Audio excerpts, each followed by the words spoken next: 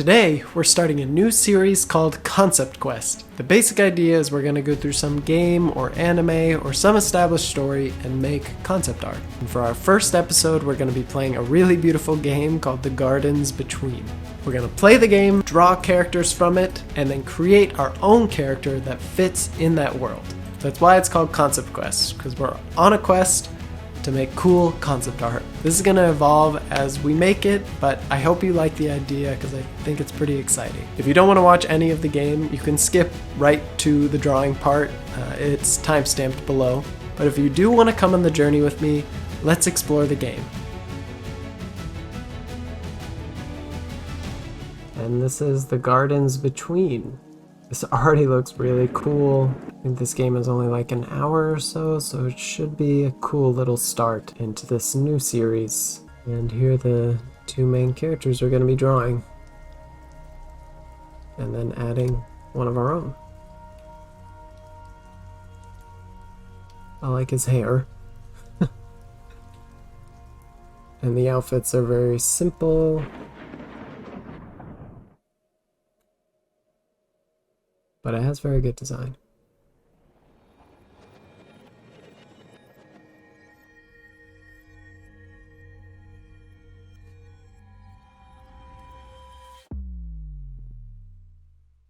Interesting. Oh, I don't even use a mouse for this. Okay. Oh, interesting. Okay, so the arrow keys are like turning time forward and back.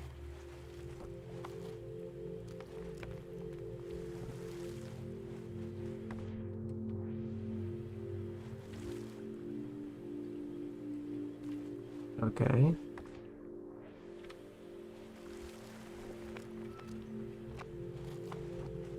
I'm supposed to go all the way back? Oh, keep going.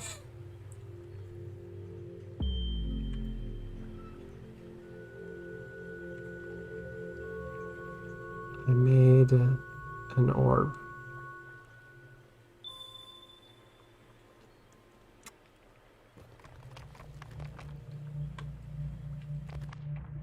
Okay, so let's try to go forward this time, maybe.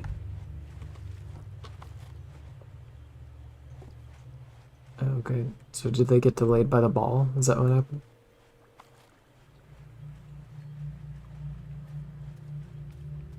So these might be time-based puzzles or something. It's interesting. Okay, I'm able to pick that up. And we're gonna bring it up to the tower here. Hurry up.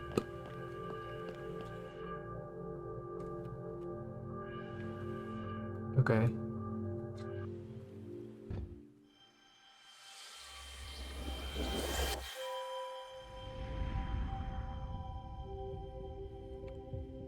Mission complete. Oh, okay. So now we go backwards so she can capture that with the light. Cool.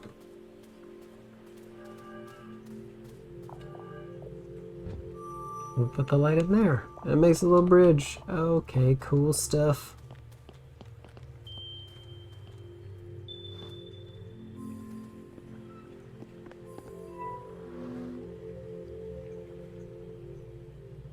Okay. So what did that do? I got my guy to activate this thing. Ah, okay. Now we reverse and go back. And mission complete. Get on up there. Boom.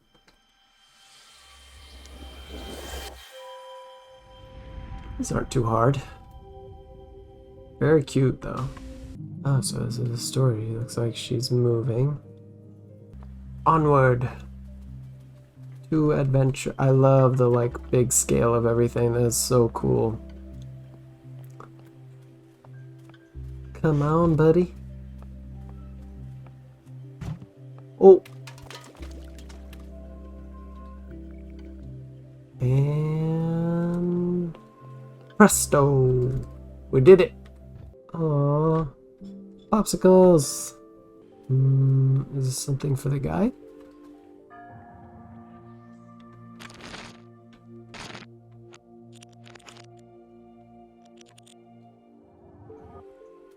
Oh, interesting. As far as I can go.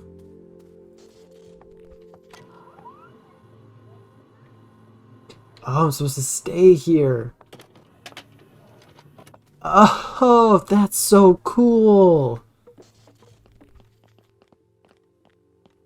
That was crafty. Whoever thought of that, that's genius. Alright, that's cute. Alright, let's put you in here.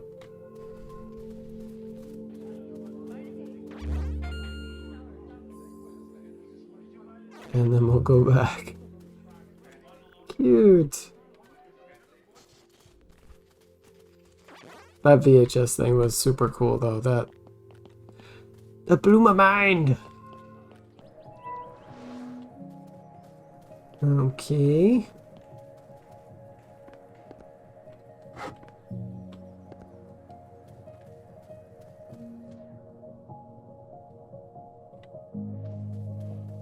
Do I have to hit it multiple times?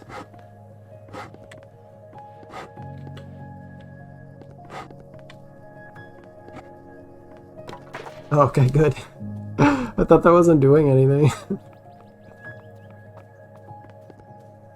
Looks like they went into the sewer. Or something. That's cute. A water droplet.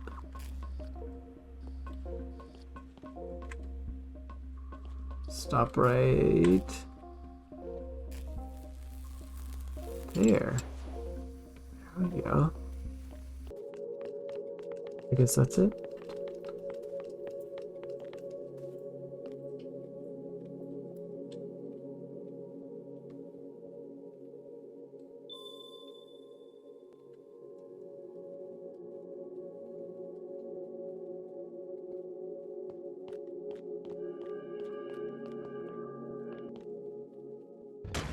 Last one.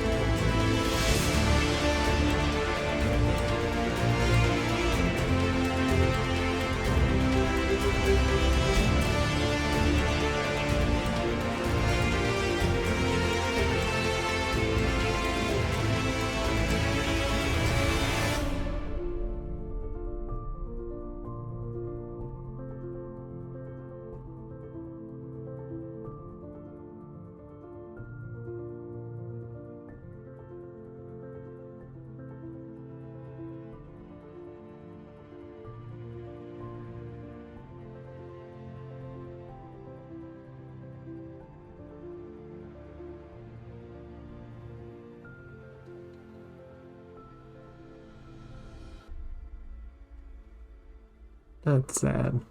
I had to move when I was in 3rd grade and it felt like the end of the world. That was about 3 hours of gameplay condensed into about 10 minutes. I'm not sure if we're going to do that every time, or if you guys like the gameplay, I could post the entire thing.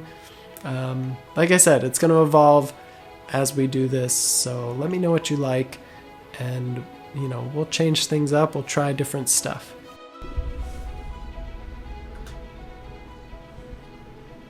And now let's get to some drawing. The first thing I'm going to do is sketch out the characters just so I get a sense of the shape language that they're using and to record that sort of in my memory bank. So I'm going with the boy first. You can see a sliver of him over there.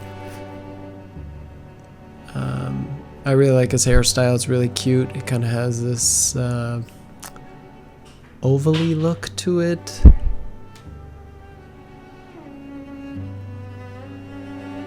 It's a very nice hairstyle. It was good character design. The character design for this particular game is very simplified. You know, there's not a lot of details. I think actually while I'm creating the characters here, I noticed that they don't really use symbols. You know, sometimes we'll have patterns or symbols on our shirts, and they don't really do that. I think the girl has like a stripe on her sock, and that's about it. And you have to pay attention to those things if you want to design a character from that world. So I was really happy with how the guy came out, and I went on to the girl. This is all sped up. If you didn't notice, it would take way too long. This video would be hours if I didn't speed up the footage. So I'm trying to get a sense of the shape of her hair. It almost is looking like triangles, but I break it down later, and it's more of just the sort of S-curve shape. Like her hair didn't just curve around in the back, it was wavy. Here we go. So now I'm starting to design their full body, which will really let me get into the shape language of the character. And when I say shape language, I mean the shapes that sort of tell the story of who this character is or what they're like. So we usually have the simple version is circle is friendly shapes, squares are reliable and sturdy, and triangles are dangerous. It's not always that simple and clear cut, and you can mix shapes so that you can play around with different kinds of personalities and storytelling, but that is a good general start to think of shape language and how you describe a character and how they are.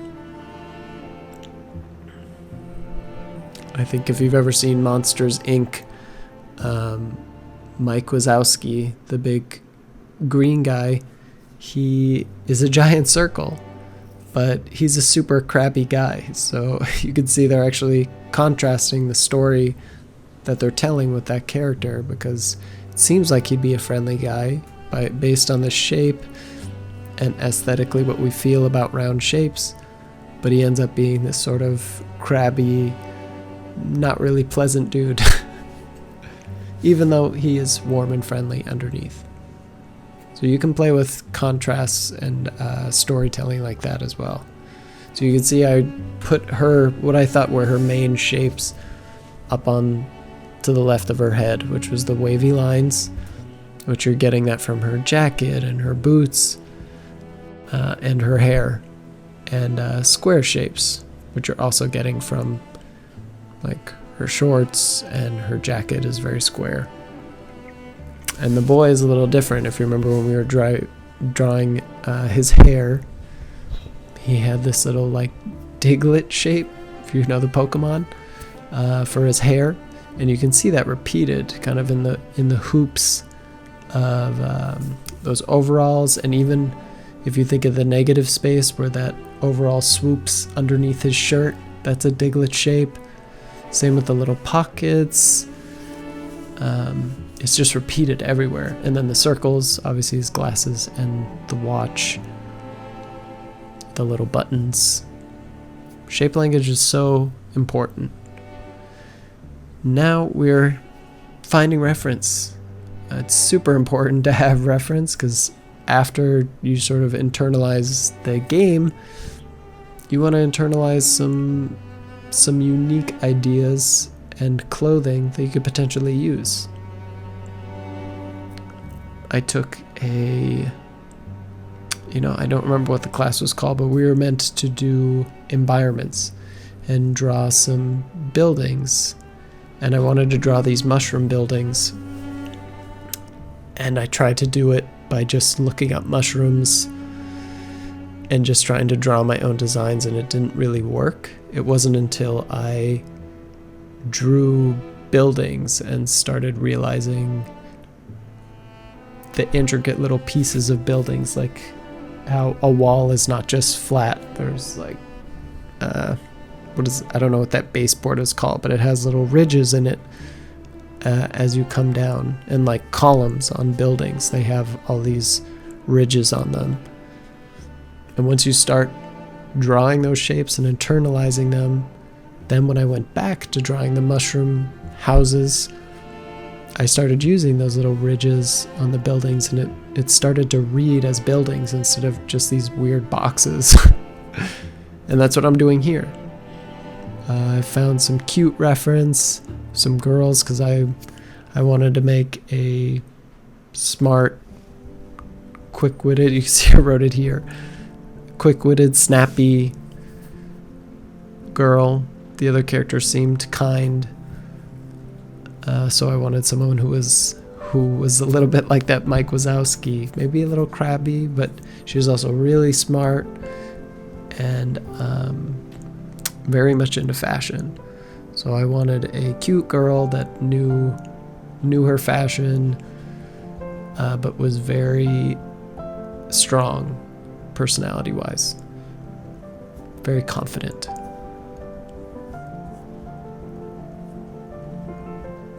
So you'll see that I drew a bunch of characters up top there during a TikTok live stream. So I'll show some of the footage on the side here, but it won't be as nice, high quality. But I did draw some more down here. This step is really important, drawing from reference, internalizing the shape language of your reference, internalizing even the details of it. The kinds of cuts that you can make on clothing, just the kind of clothing that someone could wear. You don't learn fashion, by just inventing random stuff. You have to study what came before, what worked. Otherwise, you're just going to struggle through the whole entire thing. It's going to be a very grueling process for you.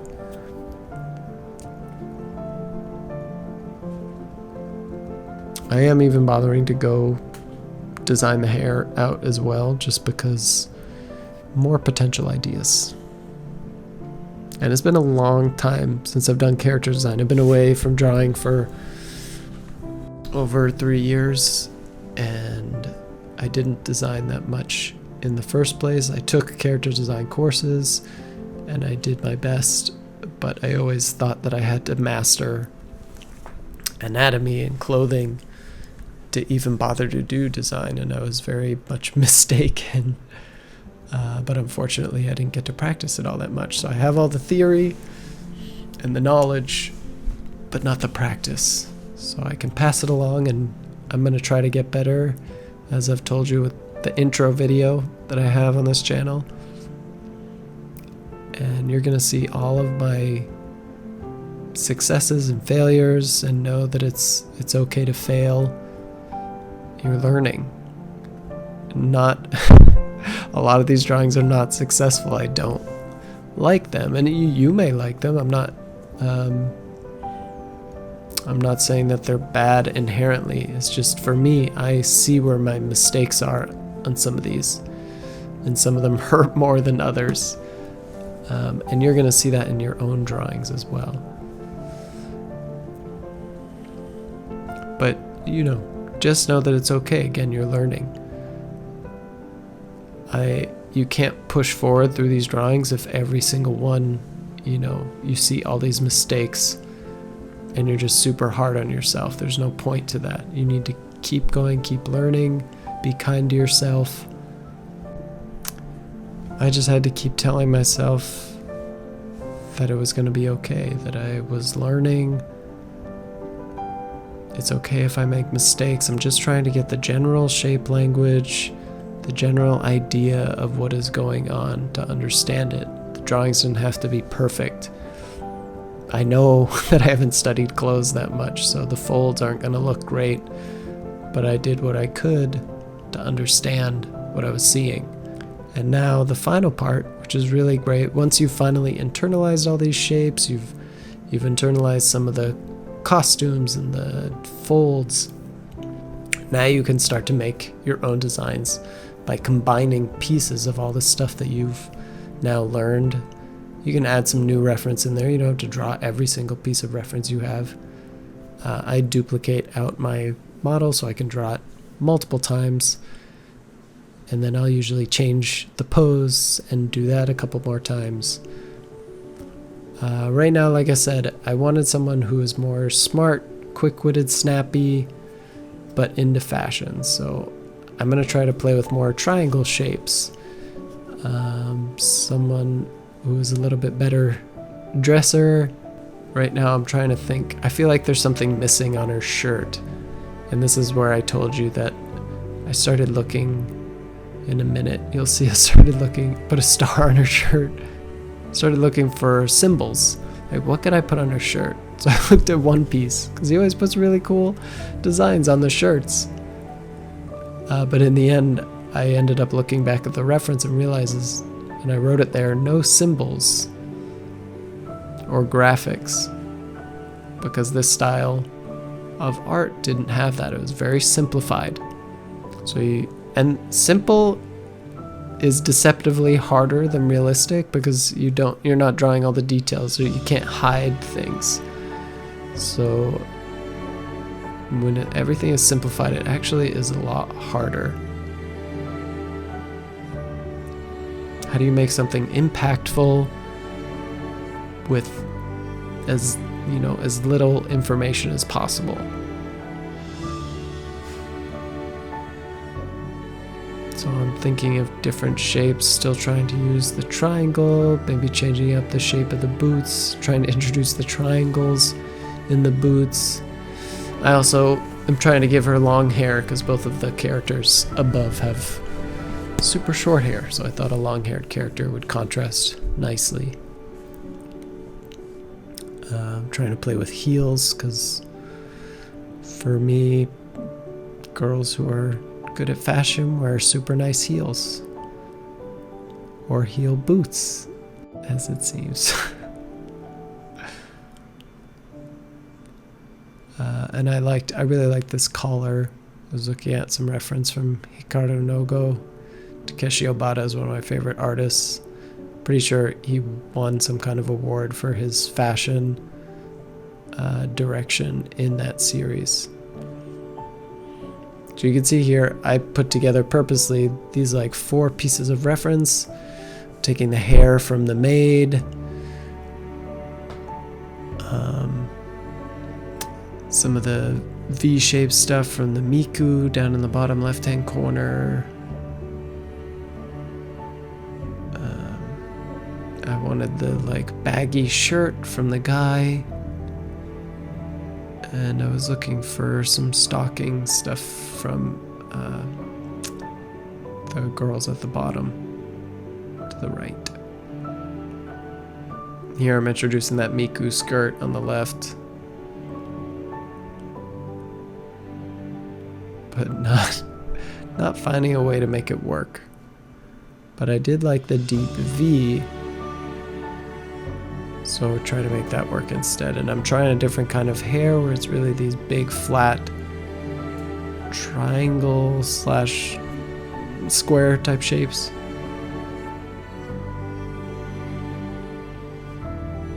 And these are kids, so I wanted to still keep things modest, even if there was a deep V.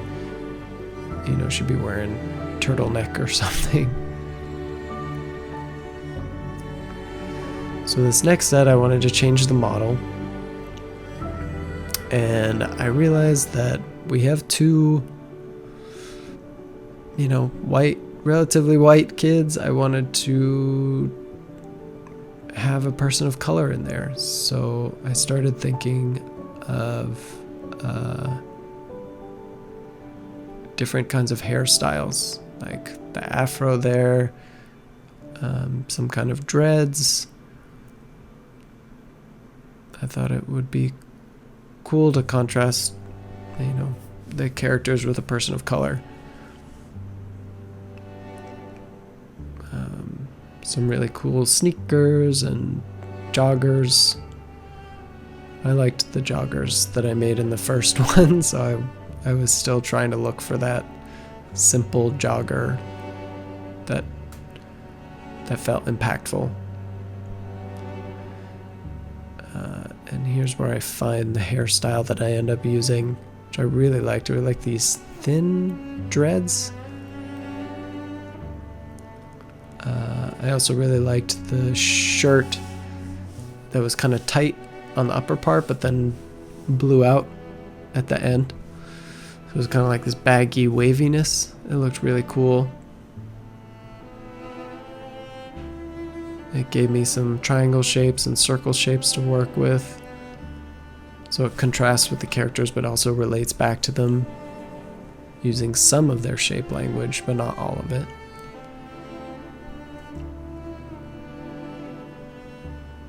I really loved this little bow on this character. I decided not to go with it. That's the fun about character design.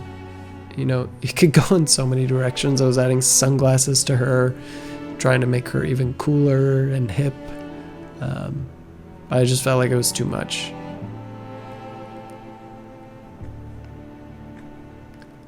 And then here's where we start to design out our final character. I liked the first one a lot, so I brought her over and then started combining that design with some stuff in the bottom. And I ultimately ended up with two designs. One that had the jogger that I originally liked, and then one that layered on a skirt underneath. It's always important to try a couple different things when you're moving to color. But I always try to go with 3 colors, and it's helpful. Like I said, it's been a long time. Use reference heavily in the beginning. Don't try to do everything just by thinking of random stuff. This kind of stuff really, really helps. And this was a beautiful piece of reference. The color is gorgeous. So I color picked straight from the reference, and I got really nice colors.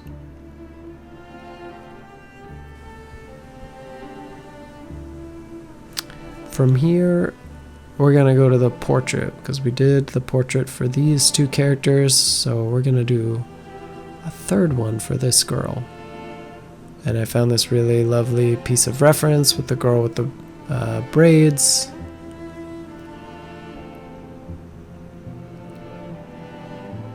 She's very beautiful. Love the hairstyle. Our character's skin's gonna be a little bit darker, but I have the color set out already, so I don't really have to worry about that. I'm more looking at her hair and the shapes of her face. This is really difficult. Again, it's been a while since I designed my own stuff, so even doing portraits was hard. I don't know. I got lucky with the other 2 kids. It came out good. And obviously there's a lot of designing here, so there's not as I'm not just pulling straight from the reference. I'm trying to think about how it relates back to the kids and how to make that work, because she's a little bit too old. These kids are probably, 12. So she's a little bit older in the photo, so we gotta make sure she ages down. Simple way to age people down, make them younger looking, is to just push the features together more. The eyes closer to the nose closer to the lips closer to the chin, kind of thing. As you get older, your face kind of elongates. I wasn't satisfied with just the sketch, so I went into color. I did try to make a full figure, but it did not come out well. So we'll just be doing this, and I'll show you, the final with everything all together.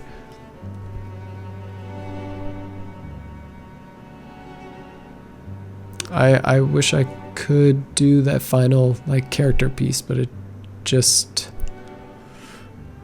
I still need a lot of practice with that, and it would have made this video a lot longer.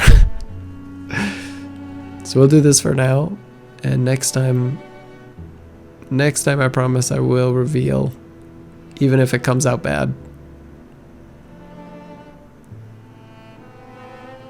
Like I said, failure is okay. It's gonna happen. We need failure to learn. But I was very happy with the way that this portrait came out, especially considering how long it's been since I've painted digitally. If you didn't hear it the first time, it was like 3 years, so. And she looks cool. I really dig this. She contrasts well with the other characters and also meshes well with them. And here are our final pieces. I honestly think it came out really great. The characters look really good together. If there was a second game, I think she'd fit in perfectly.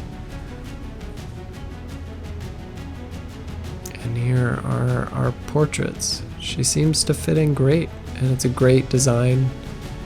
Honestly, I wish I could have polished the character design for you, but I promise you it's not worth looking at. I tried really hard, guys. Failure does happen. Just know that I will show you the next one regardless if it comes out bad or not. I am very happy with how this came out. I hope you guys enjoyed it. This is such a cool process.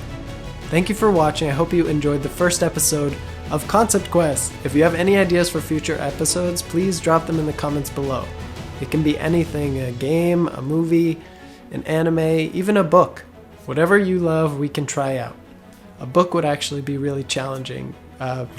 We'll probably leave one of those for later when we get a little bit better. Until next time, have a happy and healthy creative process. Bye.